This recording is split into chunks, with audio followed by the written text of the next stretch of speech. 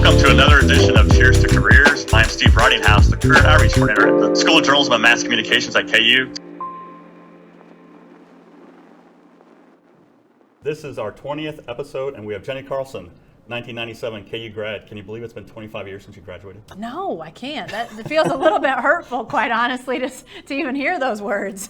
So when you did graduate from the J School in 1997, what was the plan, or did you have a plan? Yeah, I graduated on a Sunday, as graduation happens here, and I had a job lined up to go to work at the Kansas City Star, cover high schools, as a lot of sports reporters do. So I started on Monday, graduated one day, started work on the next day, and covering high schools in one of the bureaus for the Kansas City Star. And I thought, I knew I wanted to do sports writing. I thought feature sports writing might be sort of the thing that I was most drawn to. And after a few months in Kansas City, I got a chance to do high school sports columns for the Star, which was a little bit more focused on, the bigger issues, the bigger stories. And so I sort of got a chance to start to dabble in that. And then I got a chance to move to Oklahoma City and become general sports columnist at the Oklahoman, which is what I've been doing ever since. But I still very much have a strong lean towards those features, those profiles, those bigger issues. Not necessarily in the shock jock vein of sports columnists, but getting a chance to tell those stories behind the stories in the sports world. And coming to KU, was that an easy choice? Because I know you grew up in Clay Center, which is closer to another school. How did you get to KU? Yeah, so I did grow up much closer to Kansas State. And honestly, I knew I wanted a great journalism school experience. And quite honestly, I thought with the chance to live in one of the scholarship halls here on campus, which is an opportunity I still think is one of the best things that happened to me, but then have a chance to go to a great journalism school that had in its backyard or its front yard or its side yard all of these great sports teams. And you can't replicate the opportunity to cover high-level sports. I mean, there's all sorts of, bad teams make interesting stories too, but having good teams, when I was here, it wasn't just the basketball team, which has historically been great. It was the football team, it was the baseball team, and really a chance to cover teams at a high level. That was a great opportunity, and then a great opportunity to network with people from other, places, whether it was national publications, regional publications who were coming in to write about these teams. It became even more than I could have ever expected. I thought it would be a great experience, a great, building block for going out into the world and working. But it was even better than that. And a lot of that was because, hey, there were teams to cover that were interesting, and I had a chance to do some things that I really, you can't put a dollar value on. And I know after the Star, I think you were there for a couple of years, and that's when you went to Oklahoma for the Oklahoman. Yeah.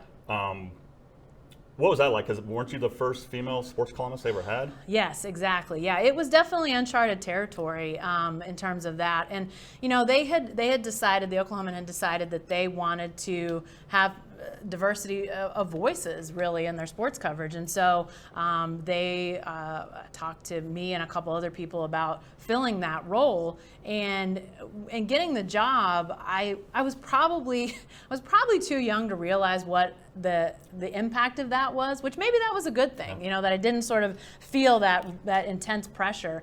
But just my feeling to tell stories, to really explain the why and the how behind whatever's happening. Why did that coach make that decision? Why did that play happen the way it did?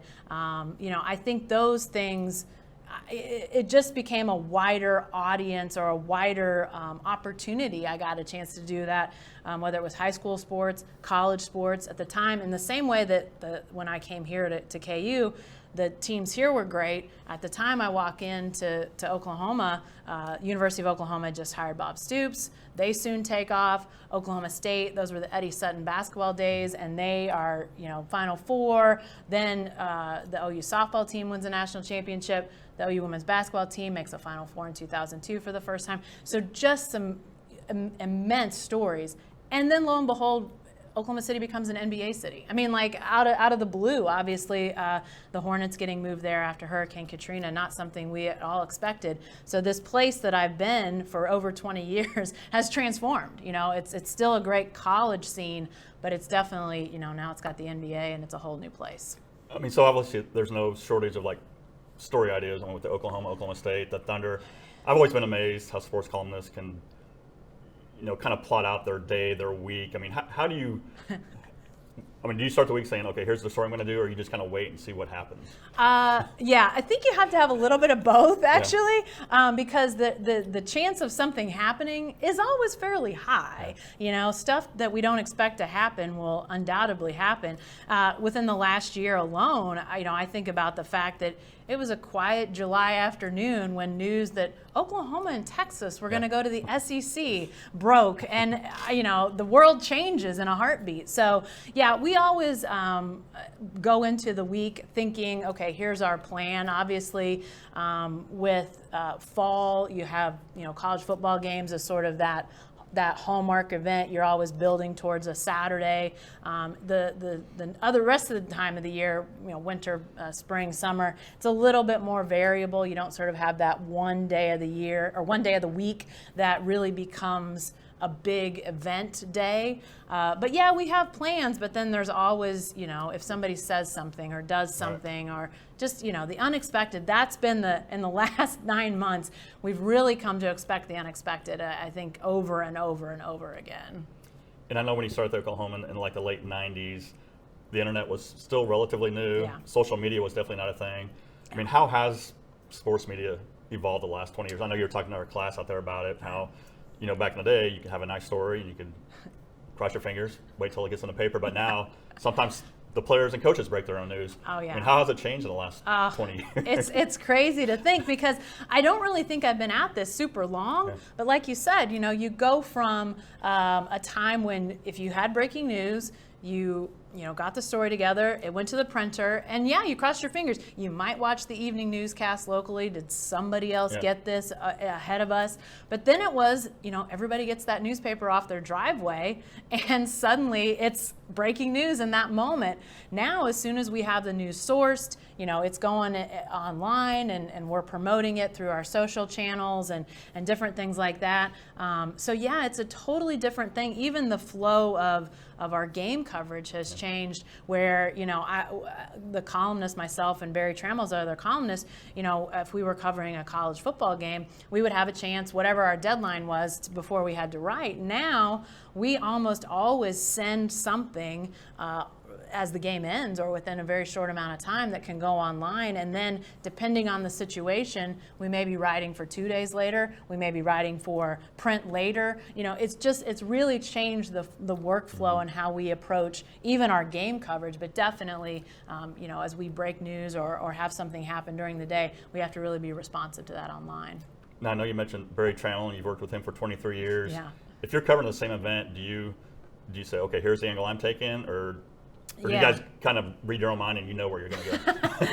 Sometimes we do. But yeah, I think that the thing that I've found, and I found it when I moved to Oklahoma City, and I think it still holds now, you have to be collaborative, and I have to be collaborative with Barry. I have to be collaborative with the beat writers. I always say, as a columnist, I don't cover any one team.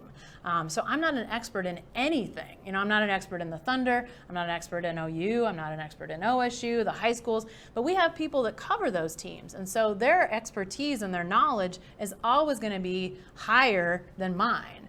I may know something in a moment that they don't know, or somebody may have given me some news or Barry some news.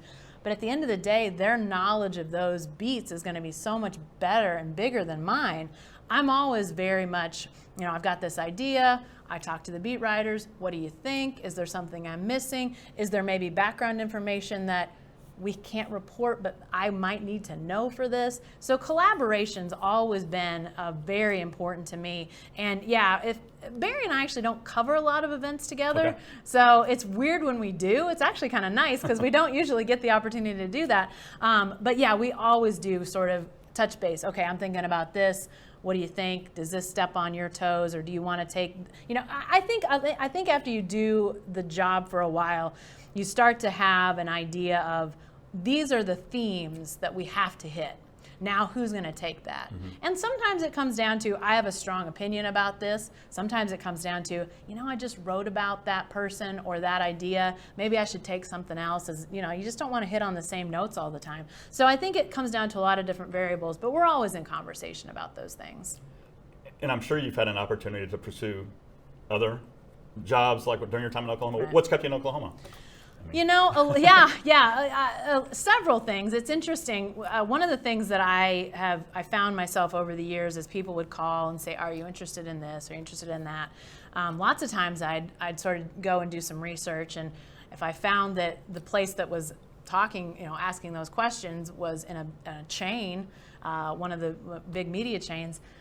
We were owned by a family in Oklahoma City at the Oklahoman for over a century, and so I liked being family owned. It felt like there was that local buy-in, and so I didn't really care for the chain. Well, in the last few years, our paper got bought, then it got bought again, then that ownership group changed. Now we're under the Gannett umbrella, and the chain came to me, but in a lot of ways, I was very, at that point, I've been there over 20 years, established.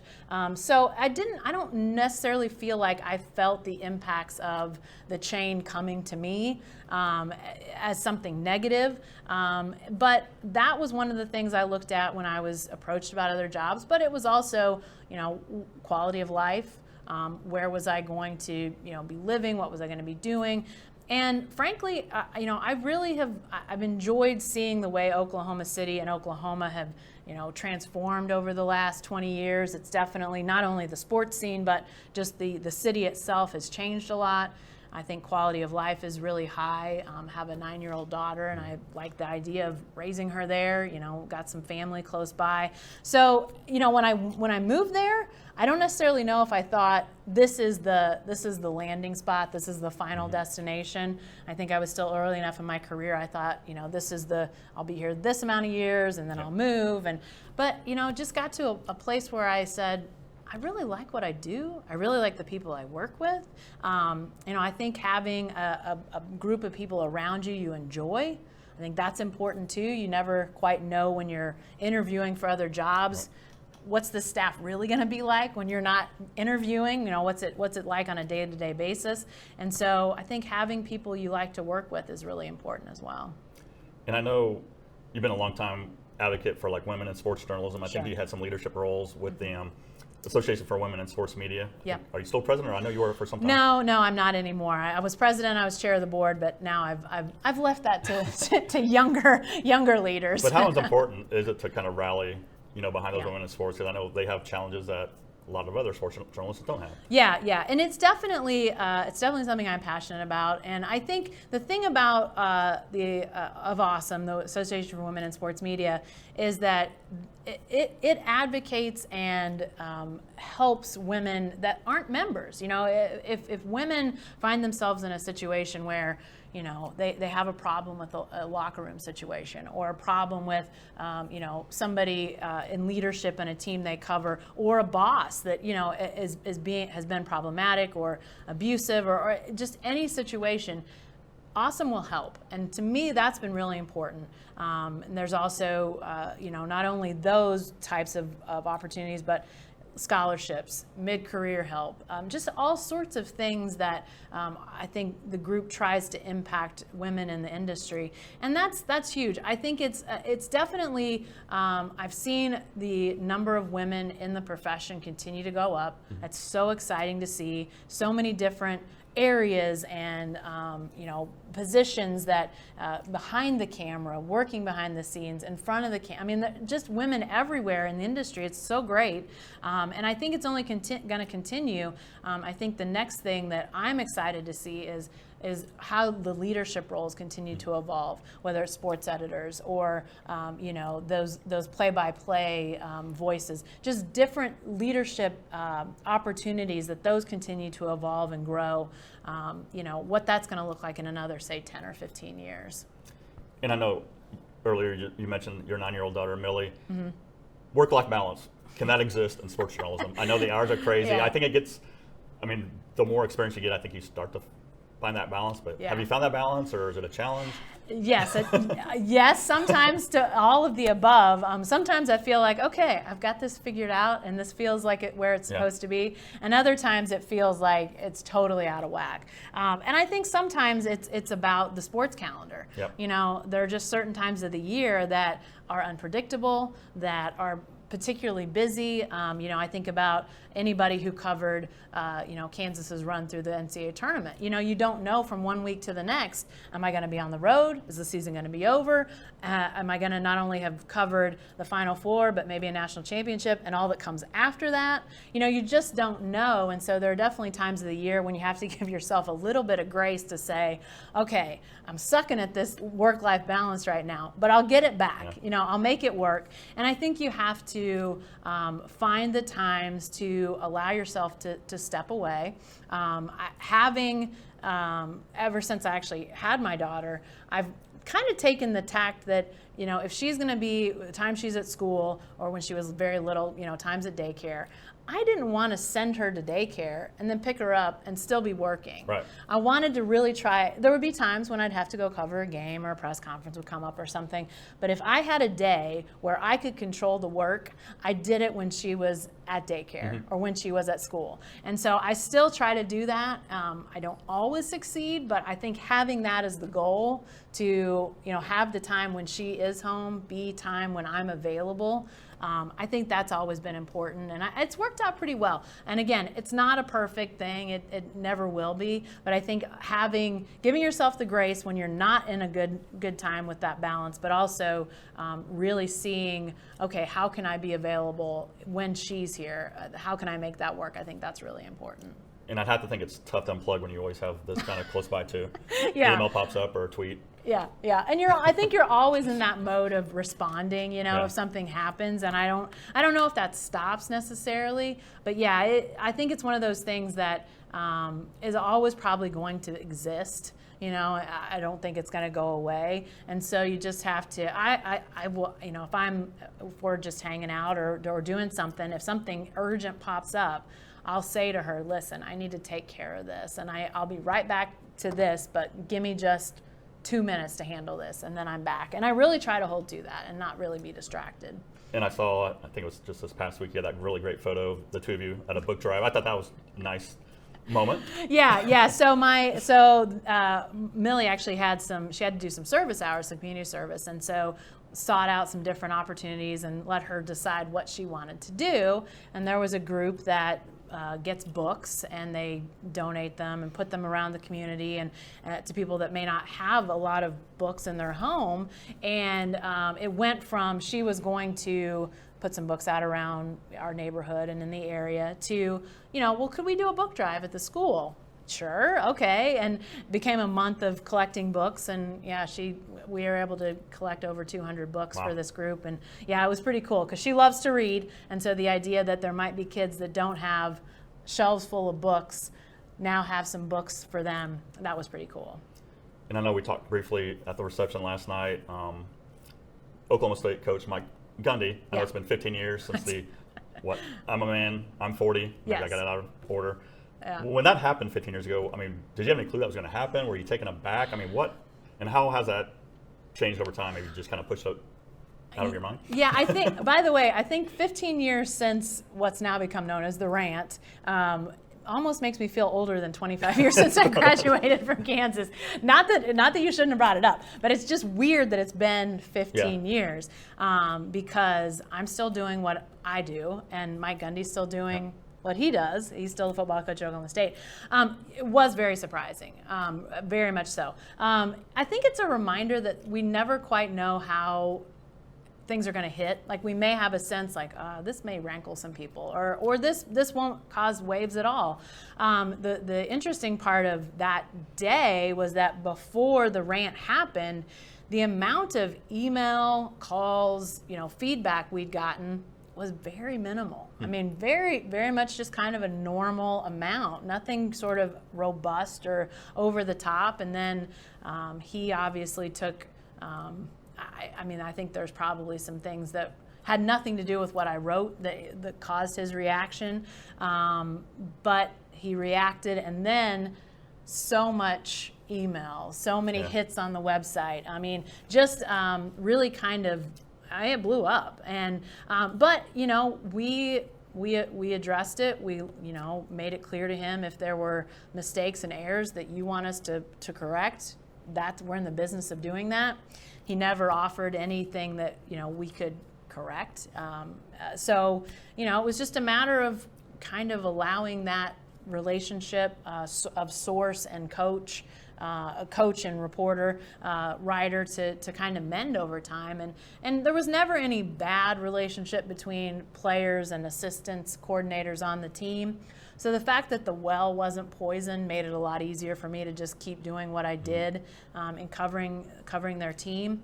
And, you know, I don't know that we've ever, you know, had any sort of, you know, long conversation, definitely no long conversation, but haven't really talked much about it at all. It's just a matter of over time, the relationship kind of, you know, we figured out what it looked like on the other side of the rant. And, you know, I think that it's become one of those things that's never going to go away because of social media, and, you know, it lives forever. But I think it's been interesting because it's obviously, you know, Mike is the one in it, and so many people have no idea who was on the receiving end of that.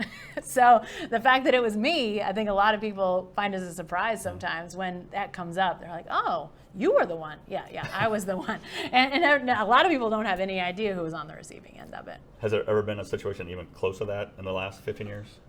Nothing. From anybody? Nothing I can think of. Yeah, I mean, no, and it's still. You know what's interesting? The specifics of the game are largely lost to most people. But that was the day that Oklahoma State beat Texas Tech, and those were the Mike Leach days of Texas Tech. And Oklahoma State could never quite score enough to beat Mike Leach's teams at Texas Tech, and they beat them that day with a great defensive play. And Oklahoma State actually scored quite a few points that day against Texas Tech. And one of our writers, John Helsley is his name, he's actually now working with student media at Oklahoma State. He was decided to go to the Texas Tech post game. And because Mike Leach had coached at Oklahoma, so he was very much known by people in Oklahoma, and just kind of wonder what he's going to say after all of this. And he actually went off on kind of his own rant that day. It wasn't directed at anyone in the media. It was directed more at his players and his assistant coaches, quite honestly. And so John is over at this post-game press conference listening to Mike Leach go on and on and on, and he's thinking, this is crazy. I haven't seen anything like this in a long time. He gets back up to the press box, and we're like, John, you're not going to believe what just happened. He was like, here, I thought I'd seen the, you know, craziest thing to happen, and it was far from it. It just the details of that day that for a lot of us we carry around but are sort of forgotten in the you know, the splash of that video. It's kind of ironic to talk to people about it now. Well, I know you got to get back to Oklahoma. One last question. Commencement. May 14th, May 15th weekend. Yeah. Any advice you have to our journalism students as they prepare to enter the professional world? I think the thing that I think about, you know, as I said before, graduating one day, starting work the next day, I think being willing to work and work a lot in the early days of your career, to me, that was really important. Never to see any assignment as a bad assignment. That there's always an opportunity to go out and find a great story, to tell a great story, even if it's you know, an event or a sport or something you don't know anything about. I think there's a chance to make any assignment into a great opportunity. So I always remembered that and did anything and everything. You know, want me to cover sailing? Okay, I don't know anything about sailing, but I can figure it out. You know, I can do the research, I can do the homework. So I think that's really important. Work hard, don't turn down anything, you know, get out there, really get your feet wet. I think that's important to remember, that just because you've graduated doesn't mean the hard work is over. Well said. Well, I appreciate your time. I know I'd like to close with a cheers. So it's been fascinating to watch your career. I remember when you were a student at the UDK. It's hard to believe, you know, a couple years at the Star, and now you're at the wow, since what, 99. Yeah. So again, cheers to your careers. Yeah. I appreciate it.